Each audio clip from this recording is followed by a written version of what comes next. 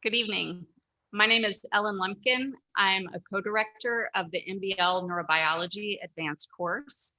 It is a great pleasure to welcome you here tonight to our Monday night seminar series. This is a long tradition in the MBL Neurobiology course, and it's a particular pleasure because tonight is our third annual Thomas Sargent Reese lecture. And to introduce Tom and the lecture, I invite Joanne Buchanan to come to the podium.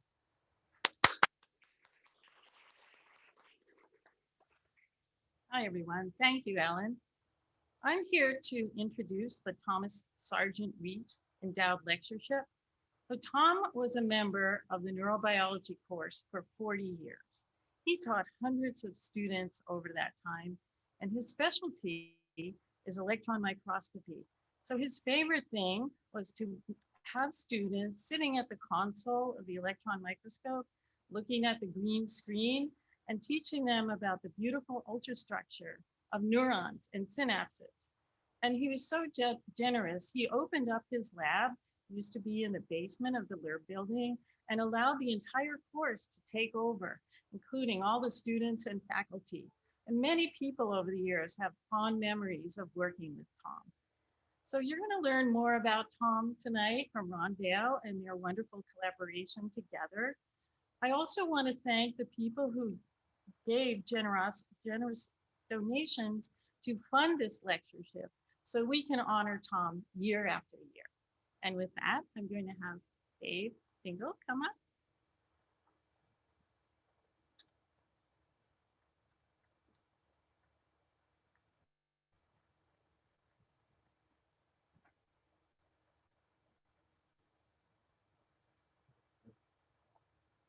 Thanks, Joanne. It is my distinct pleasure to introduce tonight's speaker for the third Thomas Sargent Reese Endowed Lecture, Dr. Ronald David Vale. Dr. Vale has been a professor at the University of California in San Francisco since 1986 and an investigator at the Howard Hughes Medical Institute since 1995. Dr. Vale has recently been named Executive Director of the Janelia Research Campus and the Vice President of the Howard Hughes Medical Institute. Dr. Vale earned his bachelor's degree in chemistry and biology at the University of California, Santa Barbara. He then entered an MD PhD program at Stanford University, where he did his dissertation on nerve growth factor receptors and axonal transport. Research at the Vale Lab employs biophysical, cell biological, and microscopy techniques to study the microtubule binding motor proteins kinesin and dynein. Together with James Spudich and Michael Sheets, he was awarded the 2012 Albert Lasker Award for Basic Medical Research for their discoveries of cytoskeletal motor proteins that convert chemical energy to mechanical work, which allow our muscles to contract, our cells to divide and migrate. And in the case of Vale's kinesin, the delivery of molecular cargo to the tip of axons. Dr. Vale is not only a scientist, but also an educator, having founded iBiology, a nonprofit organization that produces and disseminates free online videos by leading biologists, speaking about biological principles and their research, as well as scientific training and professional development of practicing scientists. Ever an educator, Dr. Vale co-directed the physiology course from 2004 to 2008 here at the Marine Biological Laboratory, transforming that into an interdisciplinary training environment that brings together biologists, physicists, and computational scientists. Vale's recent project, The Explorer's Guide to Biology, or XBio, is a free online undergraduate textbook that provides a storytelling approach to learning biology. His lecture tonight is titled An Eye for Biological Structure, Lessons from Tom Reese. So without further ado, please join me in welcoming Dr. Vale to the podium.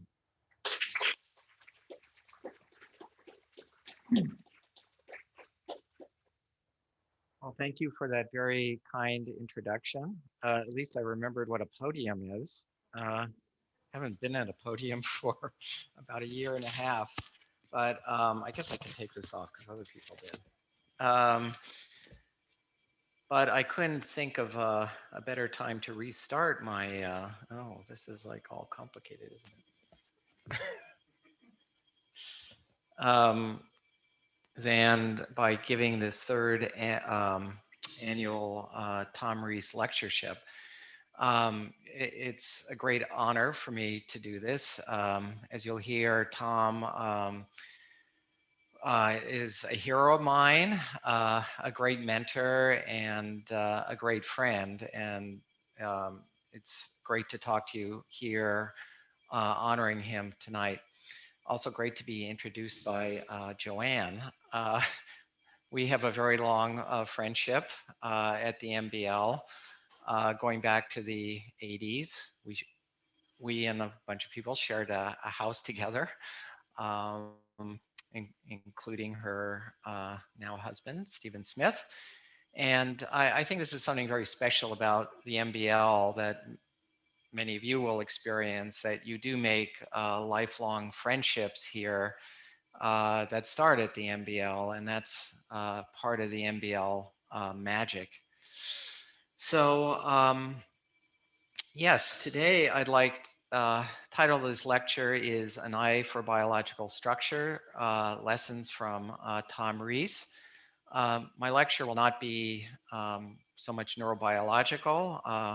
I'll talk about some of the early work that was done with Tom, but I'll then transition into some recent research that involves electron microscopy. And I think I probably wouldn't be doing that electron microscopy if it wasn't for that experience with Tom many years ago. Um, so perhaps many of you didn't read the abstract, but this is how I started this abstract for this particular lectureship, with this quote from Richard Feynman. And of course, Richard Feynman, a Nobel Prize winning physicist and quite flamboyant scientist in general, said it's very easy to answer many of these fundamental biological questions. You just have to look at the thing. And I do believe there's actually a lot of truth to this. We've now kind of catapulted in this age of genomics, but I think there are many believers that still view the power of seeing what biological structures look like and the incredible amount of information embedded in those images. Now, I then continue the abstract, again, for those of you that read it, that, I do believe what Feynman said is correct. But what's missing from this quote is that it's not so easy just to look at the thing. I mean, it makes it sound like, well, maybe if you're, studying subatomic particles, it may sound really easy. But looking at things in biology is, in fact, a real skill. And in Tom's case, I would even frame it at the boundary of science and art, even.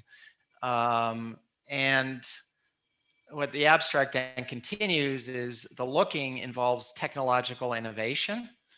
It involves deep experience in sample preparation and knowing what organism and method is best for a particular question.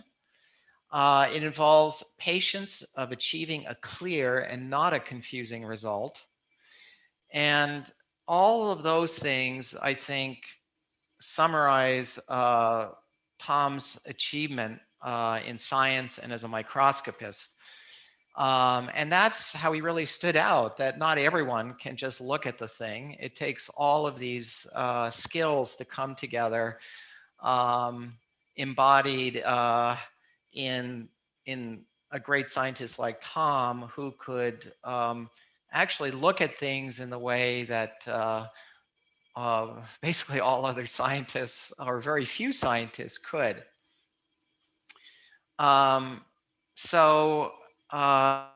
This was, as Joanne said, LURB looks very different right now, but the basement was almost like Tom's temple. That's the way I could describe it.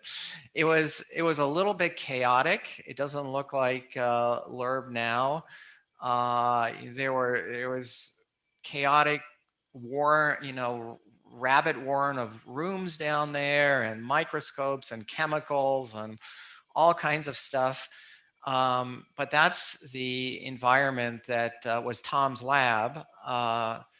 He was an NIH scientist, but he had a full-time lab in the Lur building. And that's where every summer he opened up his lab totally and completely to the neurobiology course students that were roaming around there doing experiments. And he just viewed them as a continuation of his laboratory. So your share is stuck on the first slide. You want to try restarting the share? Yeah, this is the Zoom hybrid world that may be slightly problematic.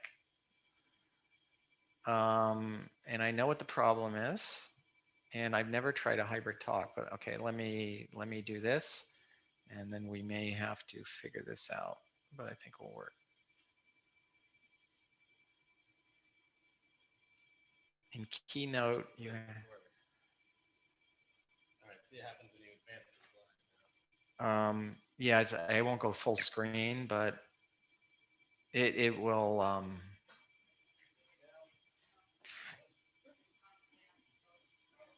Yeah, I can't go full screen and do this on Keynote. So anyway, I just learned about this. Okay. Yeah.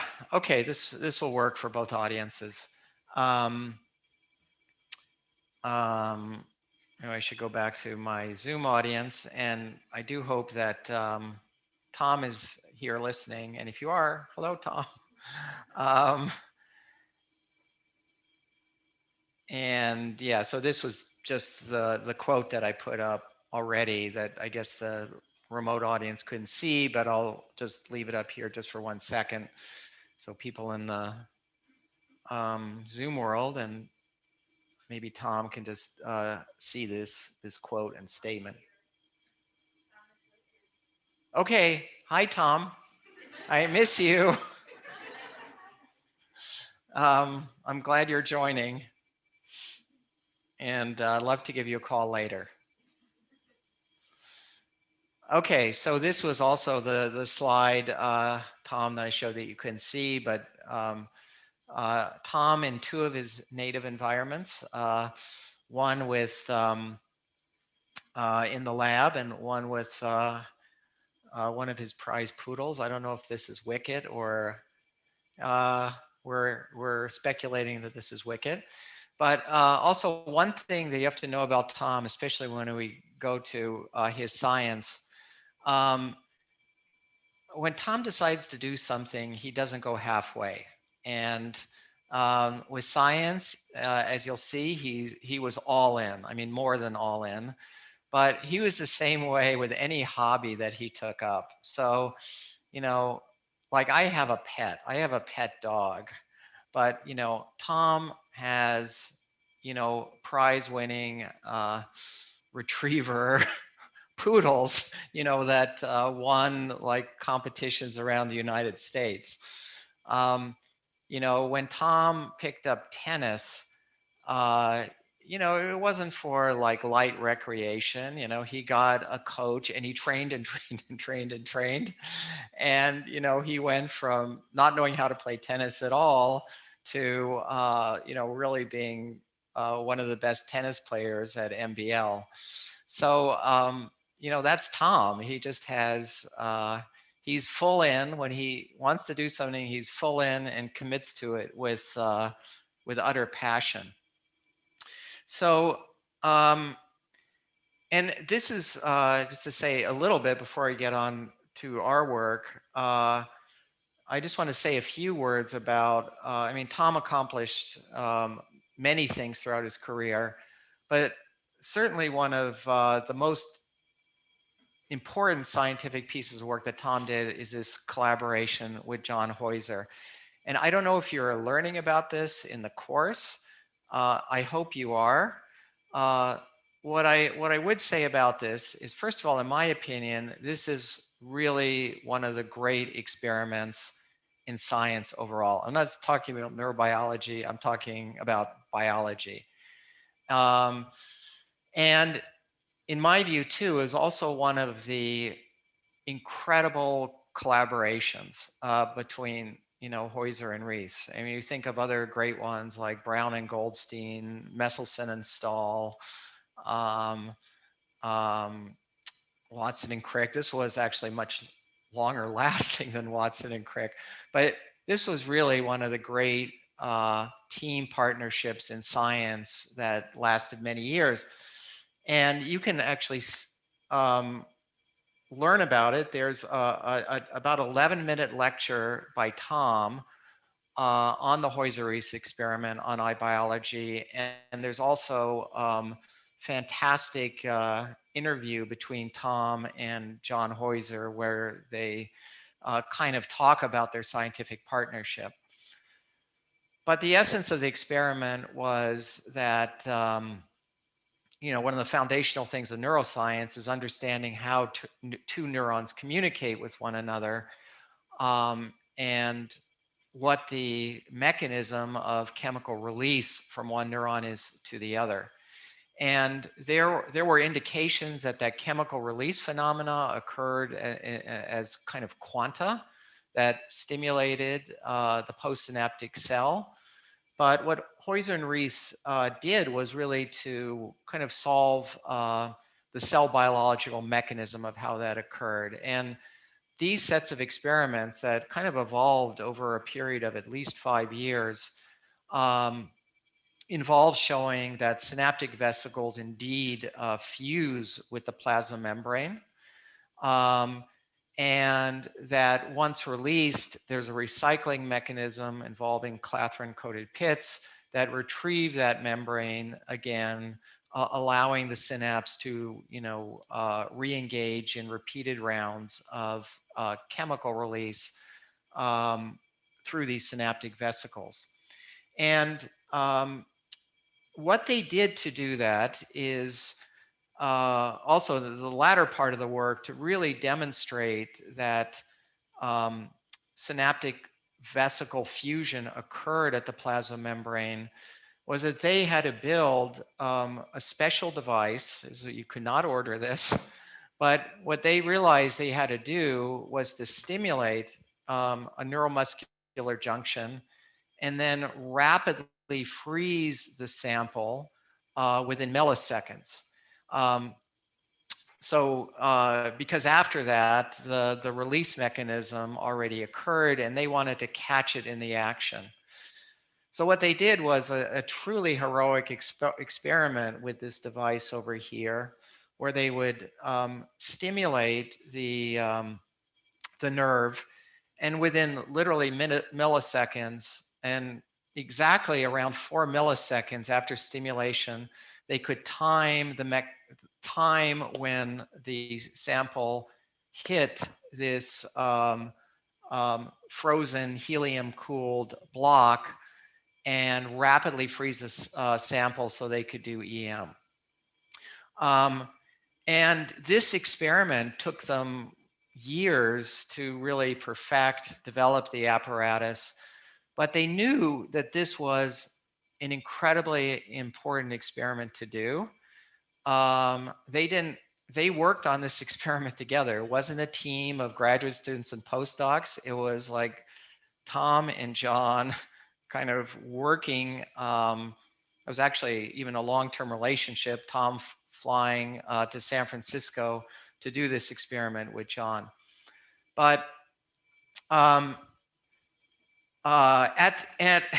well, yeah, I mean, two things to know about both John Heuser and Tom Reese is, first of all, they're both incredible scientists, but they also are the most driven. They're probably two of the most driven people I've ever met, both of them together. And when they wanted to do this experiment, there was just nothing that was going to get in their way. And they worked on this with such amazing dedication until they were able to solve this problem. And what I love, this is actually a quote from Tom as he ended this short 11-minute talk that he gave for eye biology. And this really just came out of his mouth at the very end. I don't think it was even planned. But, you know, he said at the time, because they were so dedicated, they almost had no, you know, they kind of shut out a lot of other things of their life just to work on this experiment. And, you know, Tom said to John, John, why are we doing this? And he said, well, you know, Tom, the most important thing in science is to be together with a colleague at the moment when you discover something, when some little piece of nature unfolds and you see something new. And I just think this is incredible. And this is also just, you know, almost this quote of why we do science and why it is really so important, you know, to have this passion for really understanding what nature is and to try to, all of you as students or postdocs or faculty or whatever, you know, to have this hunger of really discovering something new about how nature works. And, you know, that is all I could say is pretty much Tom Reese. He had that passion. Now I'm going to transit a little bit more into work that I did with Tom, but I should also say that in general, from that Feynman quote, there are two ways to look at the thing. And one is the snapshot, single image. That single snapshot is often very powerful if it's done at high resolution. It's a static image. And the other way to look at something is with a movie, which is more obviously involving light microscopy.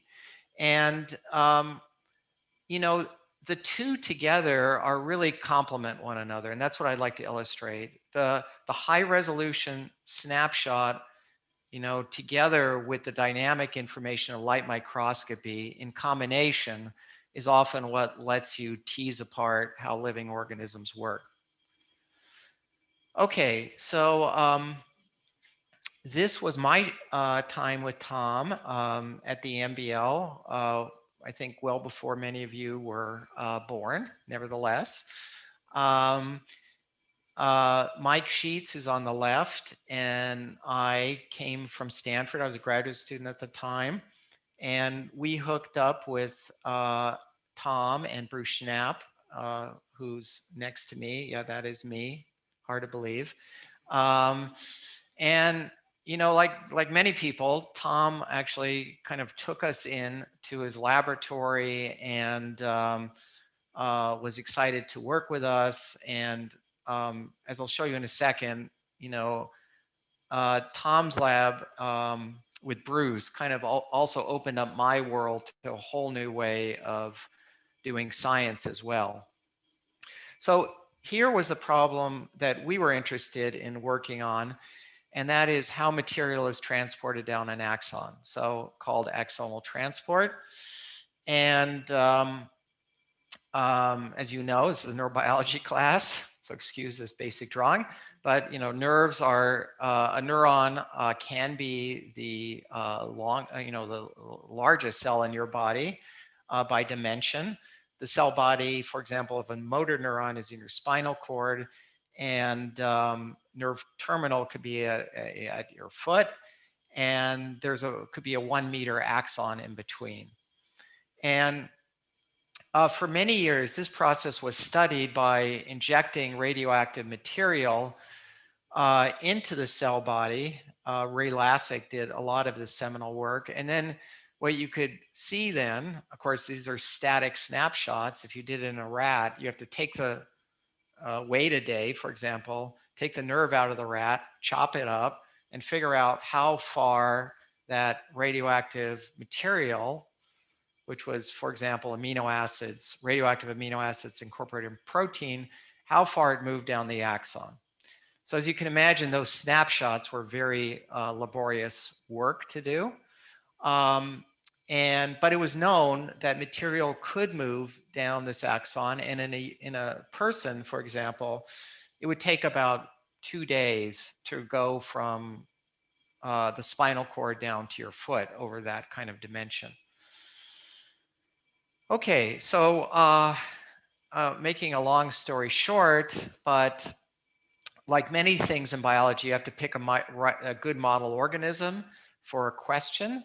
And a good model organism for this question of axonal transport was a squid. Slightly different reasons, but for the same reasons that Hodgkin and Huxley used the squid. It was possible to dissect out the squid, the axon, the giant axon from the squid. Squid have this axon that's about 50 times larger in diameter than a human axon. You can actually see it with your eye. You can dissect it out of the squid and you can study it.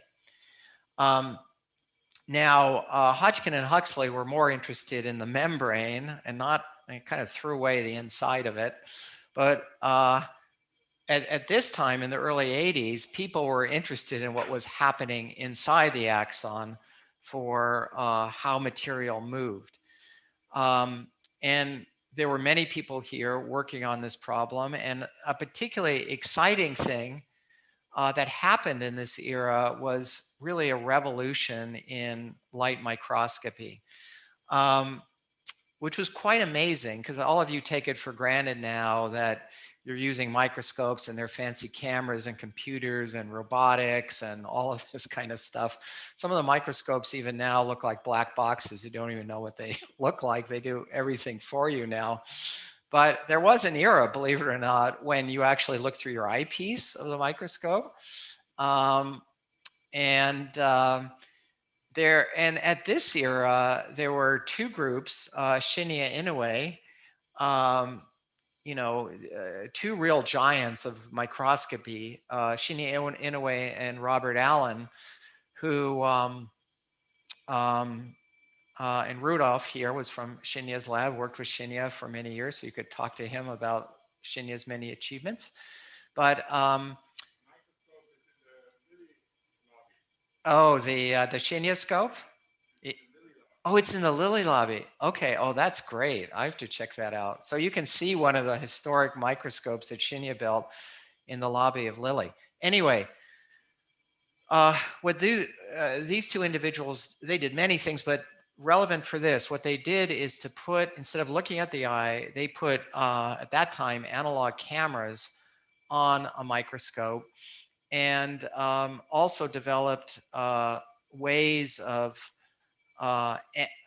increasing with some like kind of simple, even at the time, analog based electronics to amplify the contrast level from the camera images in ways that you could see much higher contrast in the sample than you could ever see by eye. So what you see here is a movie made by Robert Allen with one of these video enhanced contrast microscopes. And if you look at the squid giant axon with your eye with the same microscope, you would see almost nothing.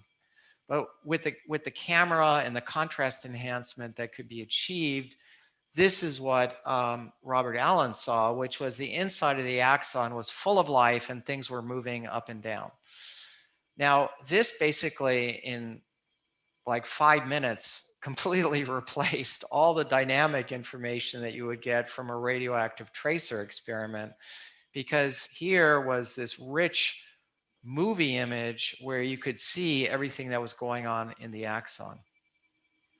Now also compare, the static image, which also Schnapp and Reese were working on at the time. And this shows an electron micrograph, which they were looking at what the inside of an axon looks like.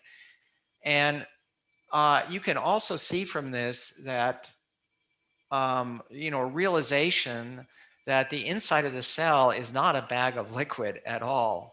In particular, the axon is absolutely packed with material. Most of this, what you see here is neurofilaments. Some of it is microtubules.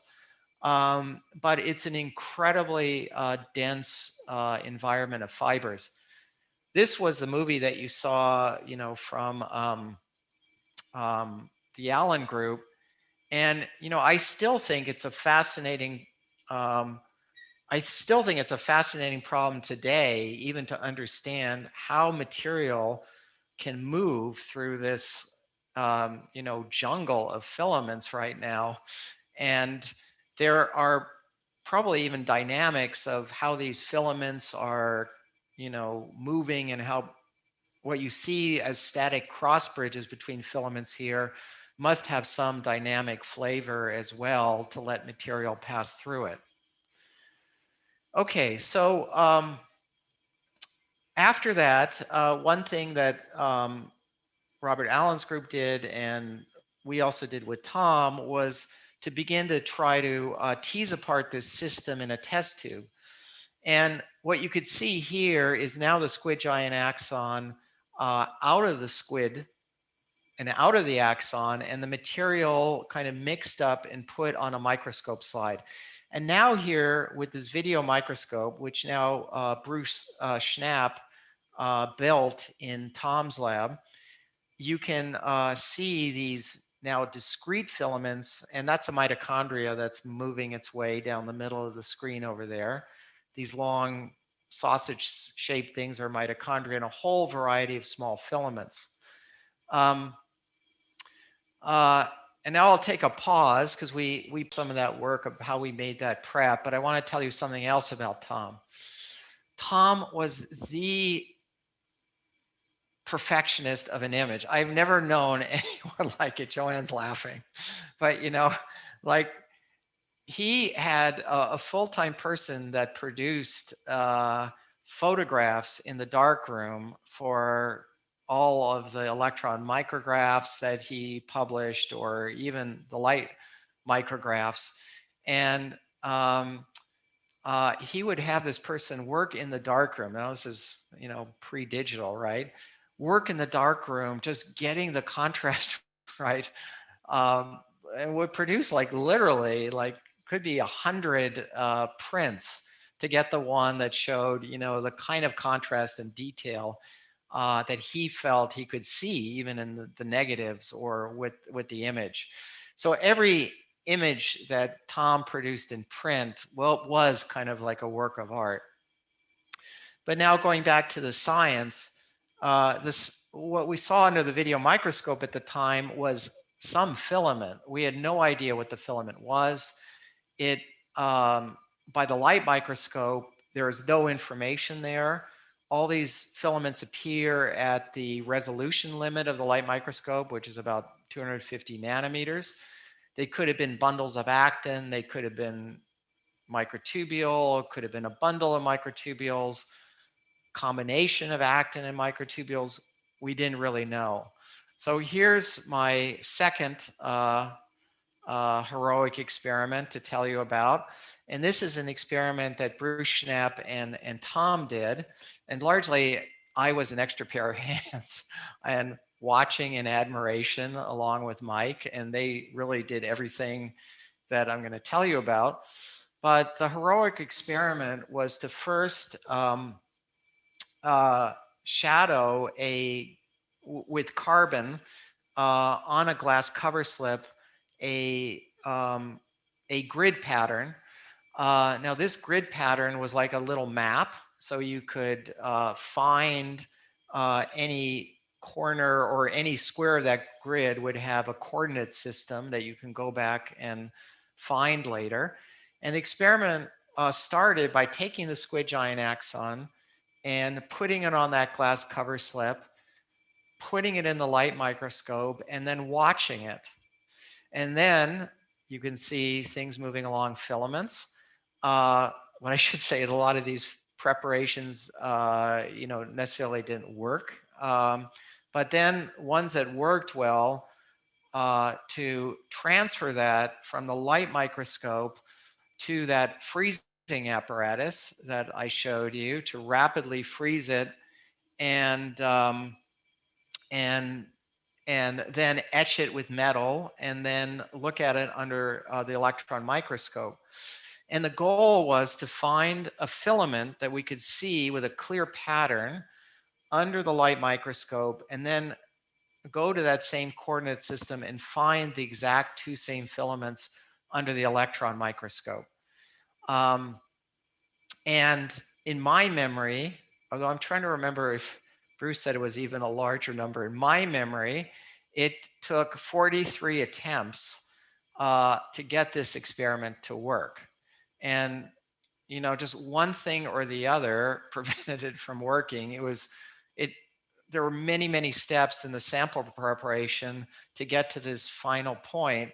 But then, as in a perfect Tom Reese experiment, if you do the experiment right, you get a definitive answer and there's no question about it. And, that again was, I told you about synaptic vesicle release and recycling.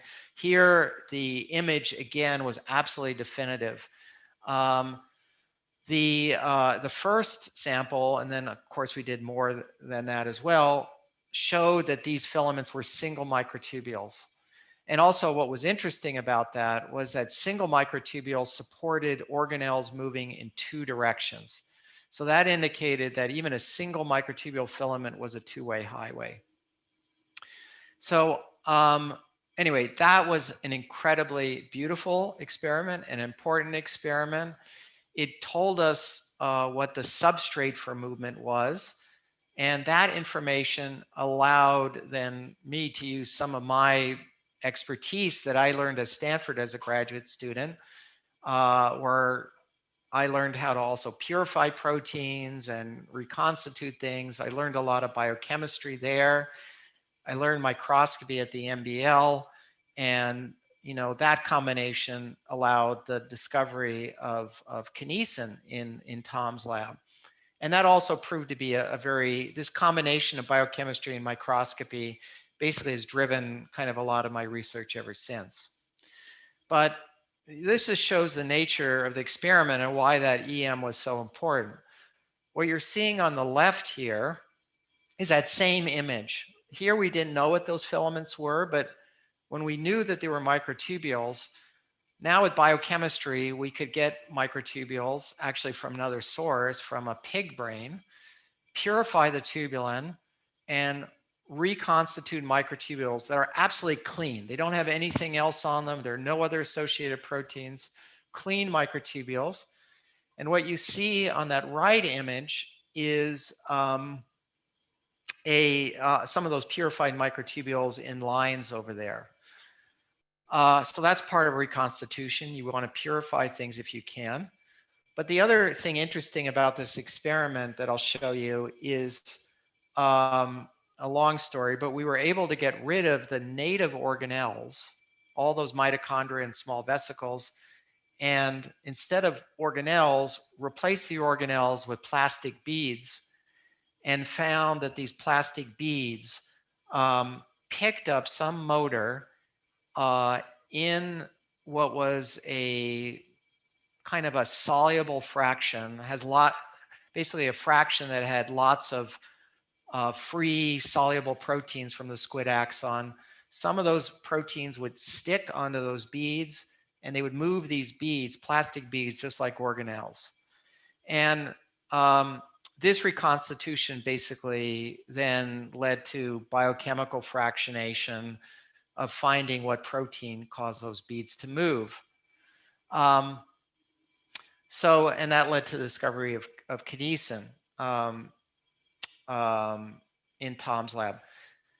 I'll say a word about how motor proteins produce motion. They basically take a high energy chemical, ATP, they hydrolyze the gamma phosphate bond, then they release phosphate, they release the ADP. And during one of these chemical cycles, as I'll show you in a movie, what the motor does is it takes a step and it hydrolyzes another nucleotide, it takes another step. So this chemical cycle gets coupled to the motor stepping along tubulin subunits along the microtubule. But the question is, how does a motor protein do that? And to solve that problem, I will still use the phrase, you just look at the thing.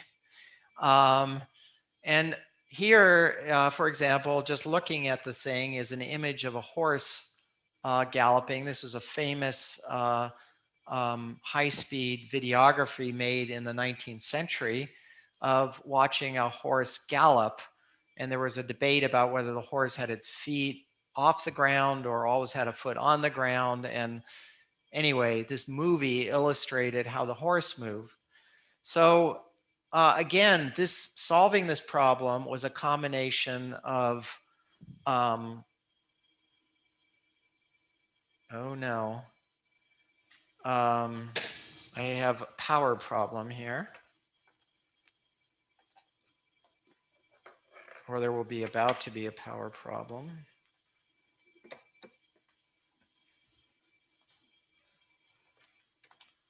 No, oh wait. I think we're good. We're good. We're good. I think we're good.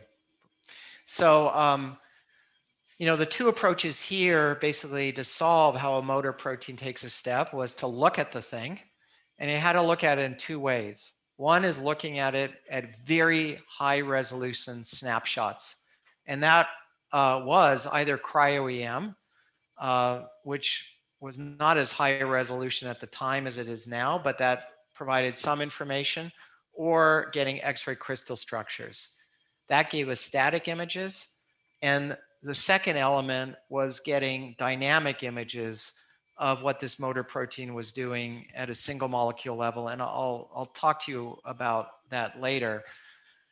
But the combination of that high resolution information allowed one to actually make, this is based upon atomic resolution information, know exactly what the microtubule looks like, how the motor binds to the microtubule, what all the details of the chemistry that is happening in the active site, could understand that. So this animation is really based upon high resolution snapshots, and this dynamic information here was based upon putting probes on this motor protein to understand some of the dynamics of the steps that you see here, and also some of the conformational changes that occurred. Now, I'll tell you one last story, and then I'll try to move into modern times, although I'm somewhat slow here, but tell you a little bit about some recent work. But here's another story that if Tom is watching this, he probably will remember this. And that is, I've kind of reenacted this in my own house with a paper napkin. But for a while, we could only get unidirectional motion from that bead preparation that I showed you. You could see all those beads were moving in one direction, and that was the kinesin direction. One day, by a long story, by a mistake, we kind of made a mistake in the way we prepared those soluble proteins from the giant axon.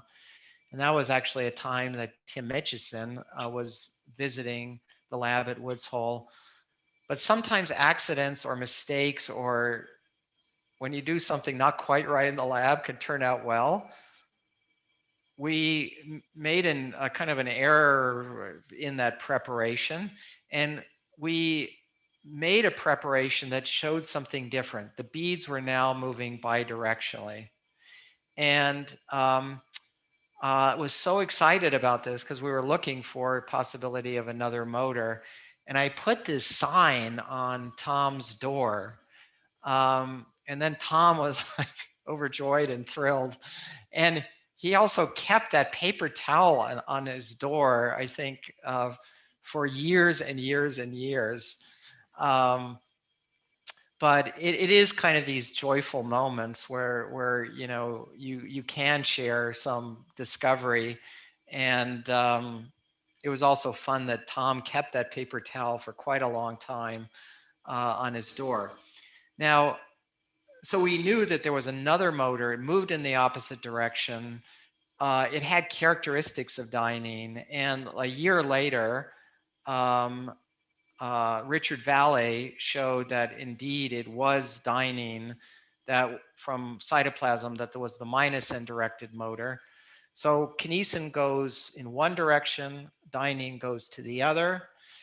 And what I should say is that Dynein was actually a known motor. It was discovered many, many years ago, and it was involved in ciliary beating.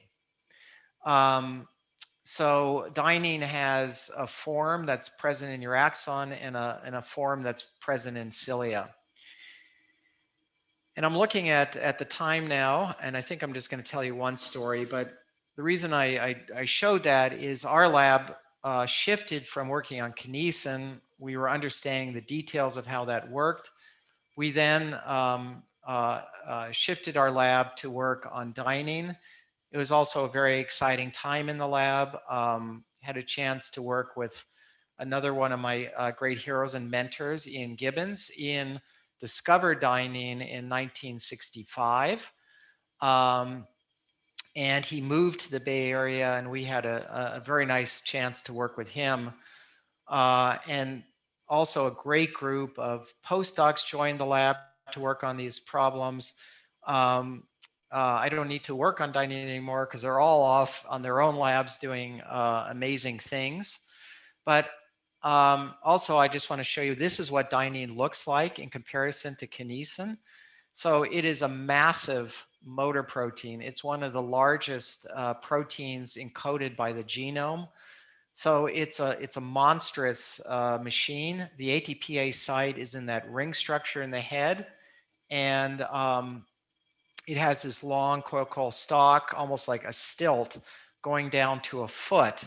And it's this tiny foot that's actually stepping along the microtubule track.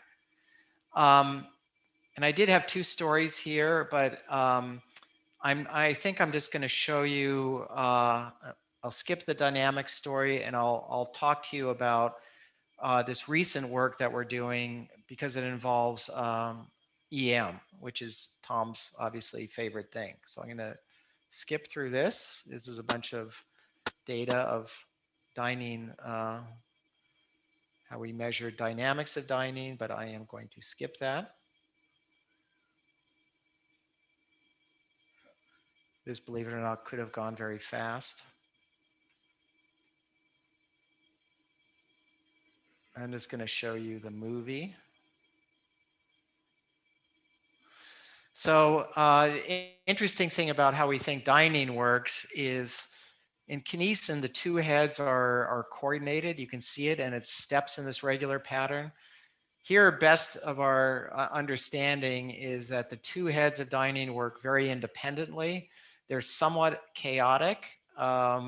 In fact, sometimes Dynein moves backwards as well as forwards. The heads, Dynein can move to lateral protofilaments. So it has a very, very different kind of walking mechanism than kinesin. But let me just tell you a problem that I think is really exciting in this field right now, and one that I think electron microscopy is already providing many answers. And I think maybe in the next few years, this is a time when this problem may actually be solved. And that is how cilia and flagella work. So Dynein is a motor that is moving cilia and flagella. This is a chlamydomonas that you see here that shows the beating pattern of these cilia.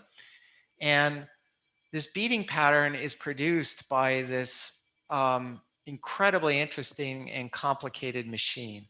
It's really one of the most elegant and to some extent still mysterious structures in biology, which is this axoneme. And it's made up of microtubules. You probably have seen this from biology classes, but it has these 9 outer doublet microtubules surrounded by a central pair.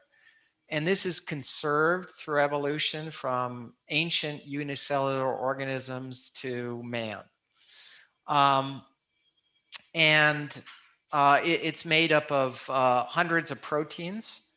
And how this machine works is still very poorly understood, but I could illustrate what the Dynein motor is doing. The Dynein motor is located on these outer doublets, And these dyneins are interacting with and walking along the neighboring outer doublet. Now, we know that's true because Gibbons did an old experiment many years ago of taking the membrane away from the axoneme and lightly trypsinizing all of these bridges between that connect these outer doublets. And what he found is he added ATP and these microtubules would slide past one another. So the microtubules would just, neighboring outer doublets would just undergo this linear motion and just slide.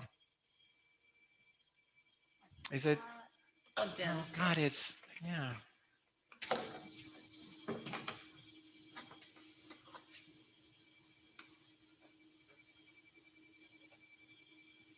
Yeah. No, it's too much. No, it looks like it's working. Oh, there must be something wrong with my power cord. Okay. Thank you for saving the day there, Ellen. Appreciate that.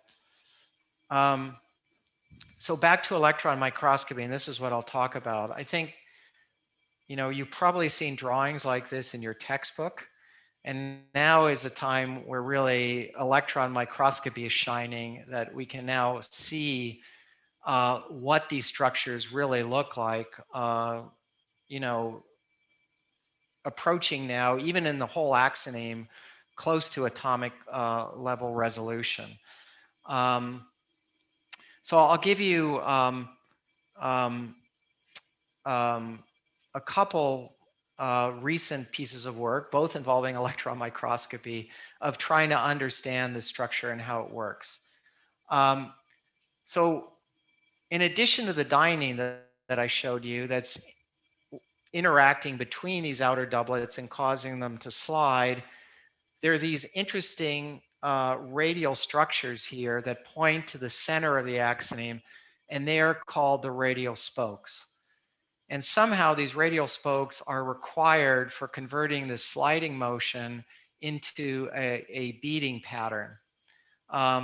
Because you can imagine if all the dyneins are walking at the same time, no one's going to be getting anywhere, and you can't create you know, a beating pattern.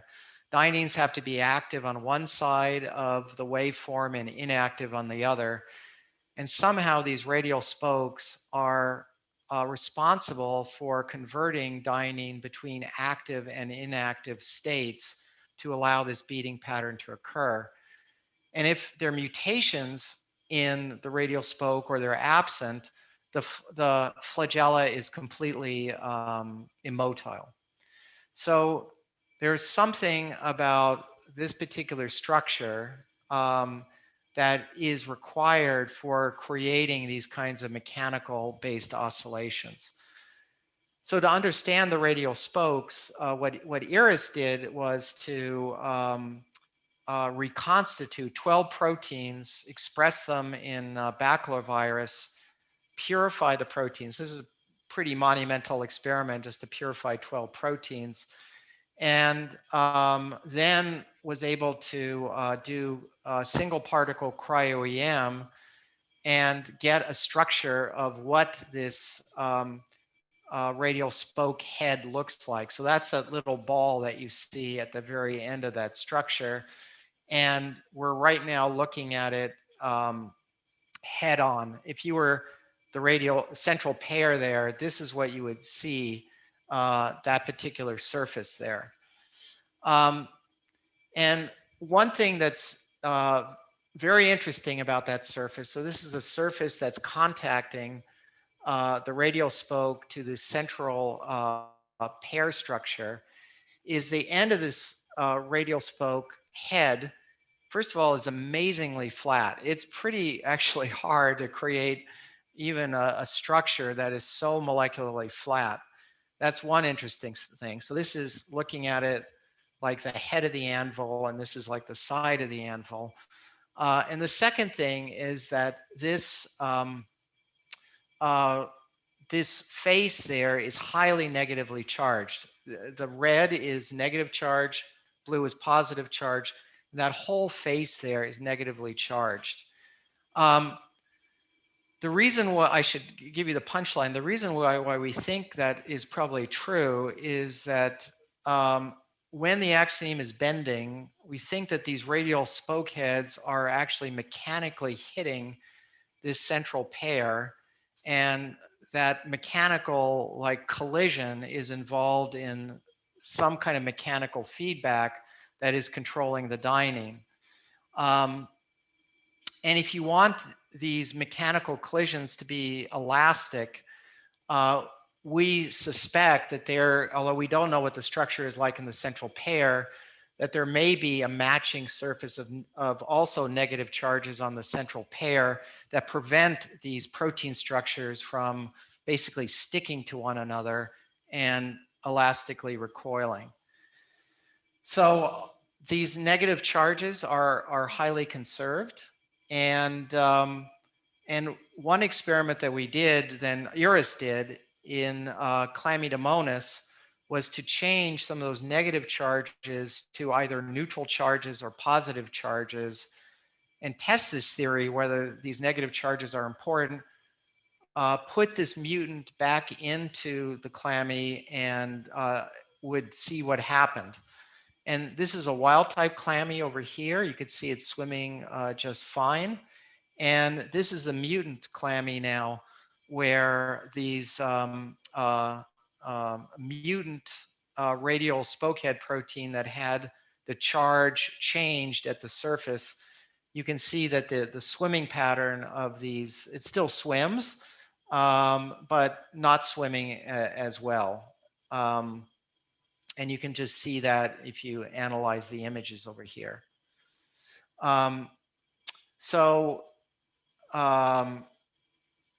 Iris also looked at mutations in the radial spoke head. So it turns out that there are human diseases that are called primary ciliary dyskinesias. They're often have problems with respiratory cilia, so have bronchitis, infections.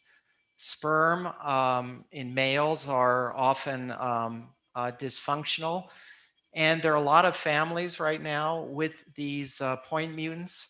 And Iris also then began to put these human point mutants into her recombinant protein and ask, can she see any difference of what these point mutants, these human disease mutants would affect the protein complex. And the bottom line is that a lot of these point mutants here, even a single point mutant here can, by EM, entirely disrupt the particular structure. And that was a dramatic mutant, but some of the other point mutants that still produce protein structures, if one does what's called a thermal denaturation, which tests how stable the protein is, this is what a wild type protein looks like. It melts at about 42 degrees, or it starts to unfold. Protein structure starts to unfold. But these human disease mutants push the denaturation of the protein to lower temperature. So the bottom line is we think a lot of these human disease mutations are really protein stability mutations and are somehow affecting the stability of this entire radial spokehead structure. And lastly, and I'll make this very short because I realize I've run a full hour, but we're also using Cryo-Em to look at the mammalian sperm. Mammalian sperm, a lot of people have studied Chlamydomonas and these ciliated epithelial cells, but mammalian sperm have been very poorly studied by Cryo-Em. And the sperm structure is also very different. That's to scale. That is a mouse sperm. It's about 100 microns long. And compared to a Chlamydomonas, that little flagella is only 10 microns. So it's a very, very different structure. And Zhen Chen in the lab with a group at Janelia have been asking, are there any differences in the axoneme structure between mammalian cilia and flagella? And what they've been using is a technique called Cryo-Em Tomography. That's I'll just go to this slide, basically a technique where you can create a very thin structure of the axoneme on ice. You take pictures at multiple angles, and then you can use those multiple angle pictures to reconstruct a 3D image of what that axoneme looks like. And that was the image in great detail. And what Zhen has found so far, and this is all unpublished work, is that there are structures in sperm flagella that have never been seen before in other kinds of cilia. So this is just one example here. This is an outer doublet over here. So these are looking at the inside of the two outer doublets. And this is the same structure in a cilia. This is from Tetrahymena, but they all look fairly much the same. And what Zhen has found is that the sperm has a completely a new structure, an additional structure that is sitting inside of one of the tubules. And I'll just show you what that looks like in this image over here. Oh, shoot. So this is what this filament looks like. So it's an entire mysterious second filament residing inside the microtubule. We think it may have something to do with the mechanical needs of this mammalian sperm being so long. Maybe this adds extra rigidity to it. But it's a new structure that hasn't been seen, and we're going to have to figure out what kind of proteins make up that structure.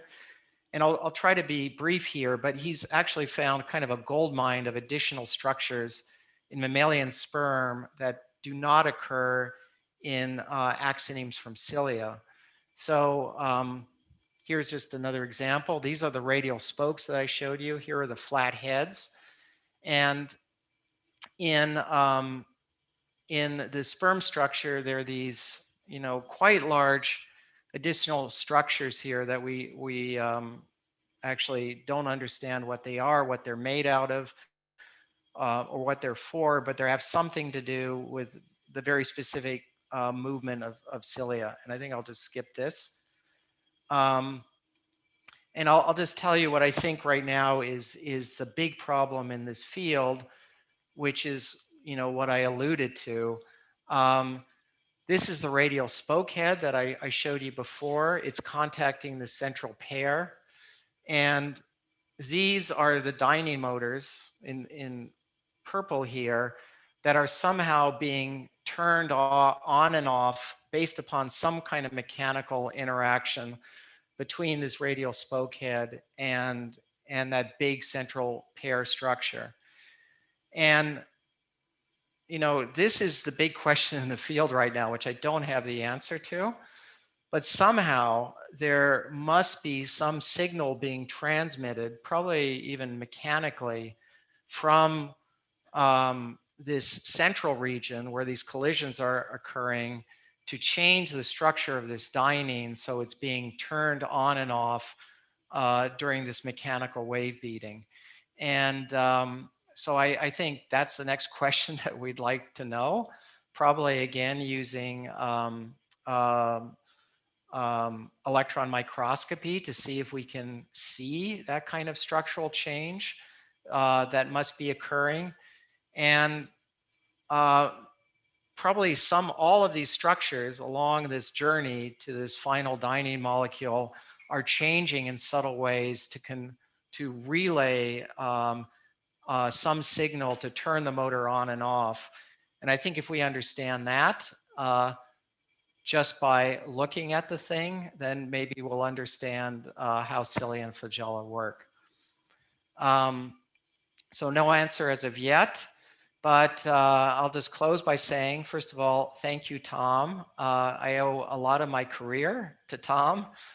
He took me in along with Mike Sheets as a graduate student to be able to work on that problem. I really learned the beauty of microscopy from him. At Stanford, I was trained as a biochemist, and I came to MBL and I became a microscopist. And I really owe that to Tom.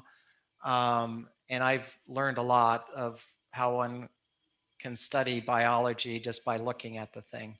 And I didn't have a chance to talk about Stefan's work, but Jen and Iris are doing this recent work on sperm and the axoneme and trying to understand their structures.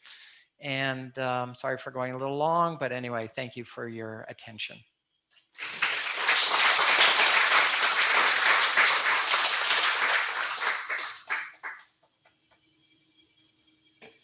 So any questions?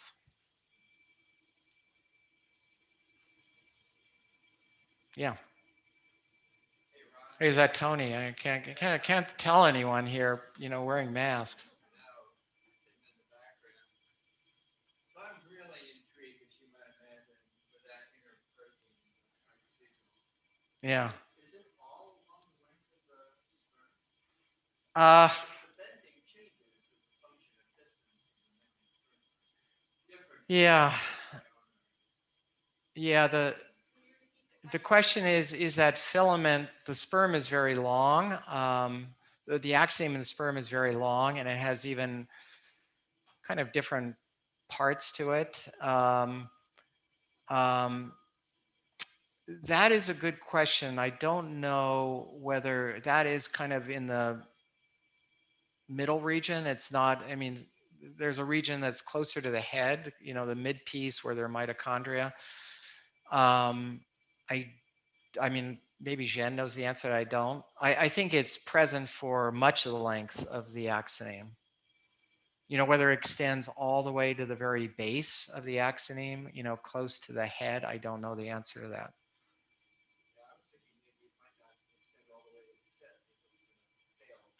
Oh, I see, to the tip. Yeah, no, that's a good point. I don't know the answer.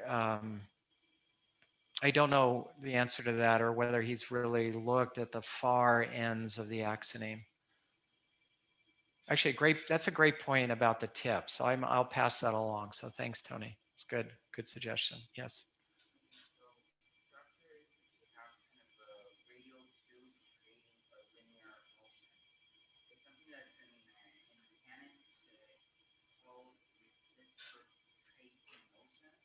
Yeah.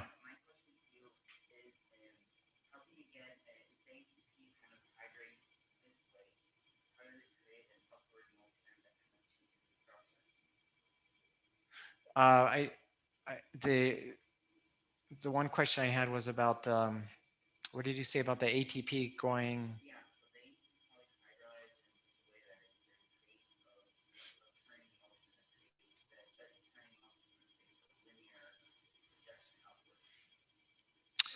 Well, I mean, the dynein itself is creating a linear motion upwards. It's trying to push one of the, I mean, interesting thing is they're connected at the base, at a basal body, but the dynein is actually sliding microtubules towards the tip.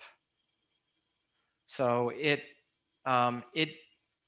dynein itself is not really creating any kind of circular motion. It's just trying to push its neighboring microtubule towards the tip.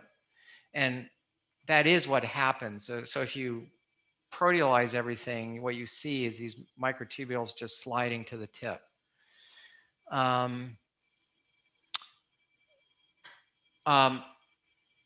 What I should say, there's also a very nice piece of work from Danielle Nicastro's lab, which I didn't describe, but which I showed you in that movie of Dynein. I showed that animation of Dynein walking. I didn't really go into it, but part of that dynein was colored yellow and red, and there was part of that dynein that had an arm and it was changing its state. the position of that arm, you could tell whether the dynein is kind of in a waiting state or an active state. The work by Nicastro suggests, interestingly, and this was surprising to many people, a lot of people thought that dynein may be inactive, and only on the side that is creating the bend on one side would the dynein be active. It looks like the opposite is true, that most of the dyneins are around the axoneme are in an inactive state. So they're all trying to move upward towards the tip of the flagella. They're all trying to move their neighbor, which doesn't really get you anywhere. But her study suggests that dynein on one side, to create a bend, dynein is actually being inactivated. So something is inactivating the dynein. The dynein on the rest of the circle is active, and the dynein that's inactive kind of loses out, and basically a bend gets created there. But anyway, the motion is actually trying to move towards the tip. Yes. There's a Oh. comment in the Q&A from Carolyn Smith that says, "Hi Ron, Hello. Tom enjoyed the talk very much, but we can't get the audio going for him to thank you." Okay. He said, "Now I understand the magic of Woods Hole, particularly when Ron Vale is there." That's very nice. Well, Tom, you created plenty of magic for many people, not just me, but rooms full of students, just like we have here today. So anyway, that was, anyway, hello, Carolyn, and hi, Tom. And I know it's still a little bit of obviously an unusual summer here, but do hope all the students will also come back to MBL on another year too, because I'm sure you're getting your dose of magic this year, but especially compared to last. But this is an amazing place where, I don't know, just magical conversations happen, and everyone is especially in the summer, just kind of remembers why they fell in love with science in the first place. Not necessarily trying to get the next figure of your paper done or get your grant out or whatever it is that keeps us busy in our other lives and home institutions. Everyone just, comes here kind of for the raw pleasure of talking about science or getting a crazy experiment to work or spending the time to talk to people, which, we don't do enough, I think, at our home institutions, but somehow does happen here. So it is a magical place. And I think Joanne was right. I mean, Tom would be there in the neurobiology court, holding court over, an electron microscope with both working on the scope, but also educating students at the same time. And, that's what education's all about.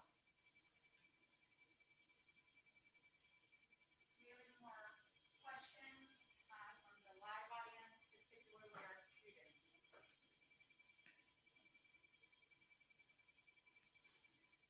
Well, in that case, I will thank you, Ron, for an amazing lecture, and invite everyone outside to have a little reception and continue the conversation. Okay, thanks everyone.